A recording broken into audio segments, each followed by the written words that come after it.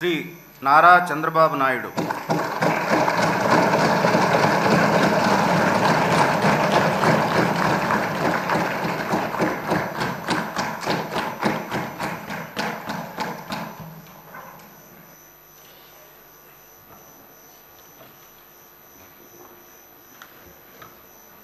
నారా చంద్రబాబు నాయుడు అనే నేను శాసనసభ సభ్యునిగా ఎన్నిక అయినందున శాసనం ద్వారా నిర్మితమైన భారత రాజ్యాంగం పట్ల నిజమైన విశ్వాసం, విధేయత చూపుతానని, భారతదేశ సార్వభౌమాధికారాన్ని, సమగ్రతను కాపాడుతానని, నేను స్వీకరించబోయే కర్తవ్యాన్ని శ్రద్ధాశక్తులతో నిర్వహిస్తానని దైవ సాక్షిగా ప్రమాణం చేస్తున్నాను.